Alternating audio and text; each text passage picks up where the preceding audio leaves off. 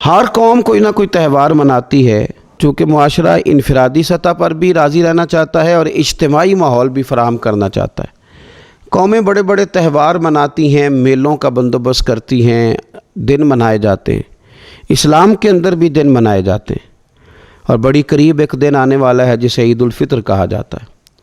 لیکن اسلام کے تہوار باقی قوموں کو یہ بتاتے ہیں کہ تہوار منائے کس طرح جاتے ہیں۔ تو سب سے پہلے تو یہ یاد رکھیں کہ اسلام کے اندر جب عید آتی ہے تو اس کا کوئی مقصد ہے، اور ہم نے عید کو کس طرح منانا ہے یہ سارا کچھ ہمارا دین ہمیں بتاتا ہے۔ پہلے تو یہ آپ دیکھیں کہ عید مسلمان نے کس طرح منانی ہے۔ سویرے جب اس نے اٹھنا ہے تو اس نے فجر کی نماز کے بعد دوبارہ سے تیاری کرنی ہے، غسل کرنا ہے، صاف لباس پہننا ہے، خوشبو لگانی ہے، اور کرنا یہ ہے کہ نماز کے لیے جانا ہے۔ اس کے عید کا آغاز، اس کے اس خوبصورت تہوار کا آغاز اللہ تبارک و تعالیٰ کی عبادت سے ہو رہا ہے، اور عید منا کب رہا ہے؟ رمضان کے 30 روزے پورے کرنے کے بعد یا 29 کا چاند دیکھنے کے بعد۔ تو سب سے پہلے ہمیں یہ بتایا جا رہا ہے کہ جب تم عید مناؤ گے تو تم سجدہ شکر کے ساتھ مناؤ گے، اپنے رب کے ساتھ جڑ کے مناؤ گے، اللہ تبارک و تعالیٰ کی عبادت کے ساتھ مناؤ گے۔ تو اس میں کوئی شور و غوغا نہیں، کوئی ریلیاں نہیں، کوئی جلوس نہیں، کوئی پٹاخے نہیں، کوئی گانا باجا نہیں۔ اللہ کی عبادت کے ساتھ بتایا جائے گا کہ تمہارا جو تہوار ہے وہ تہذیب کا، شائستگی کا، خوبصورتی کا، نظم و نسق کا ایک بہترین ذریعہ۔ تم بڑے راضی جب ہوگے تو پھر بھی تم اپنا ساری جھکاؤ گے رب کی بارگاہ میں، پھر بھی تم یہی کہو گے سبحان ربی العظیم، پھر بھی تم یہی کہو گے سبحان ربی الاعلیٰ، پھر بھی تم اس کی بارگاہ میں جبین نیاز جھکاؤ گے۔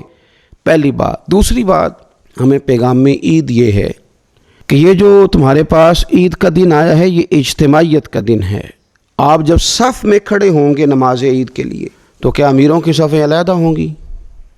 غریبوں کی الگ ہوں گی؟ کیا پڑھے لکھوں کی الگ ہوں گی اور ان پڑھ لوگوں کی الگ ہوں گی؟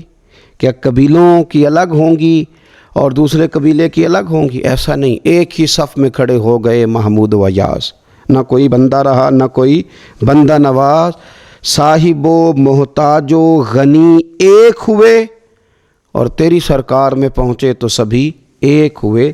اجتماعیت کا اظہار ہے، اجتماعیت کا۔ عید کا پیغام اجتماعیت کا اظہار۔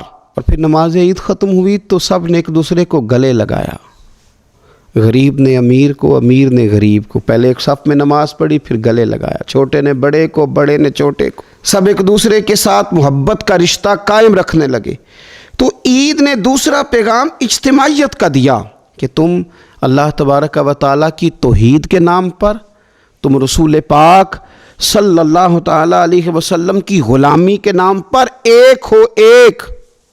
ہزاروں قومیں وجود میں آئیں دہر میں خشک و تر کے رشتے سے، پر ہم نے بنیاد دوستی رکھی یاد خیر البشر کے رشتے سے۔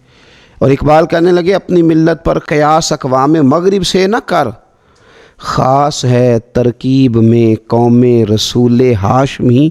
یہ جو نماز پڑھ رہے ہیں اور بعد میں گلے مل رہے ہیں، ان کا ایک ہی تعارف ہے کہ یہ رسول ہاشمی کی قوم ہے۔ یہ تعارف اجتماعیت کا درس، پیار کا درس، مساوات کا درس، چھوٹے بڑے کے فرق کو ختم کرنے کا درس، امیر غریب کی تفریق مٹانے کا درس، اس کا نام عید ہے۔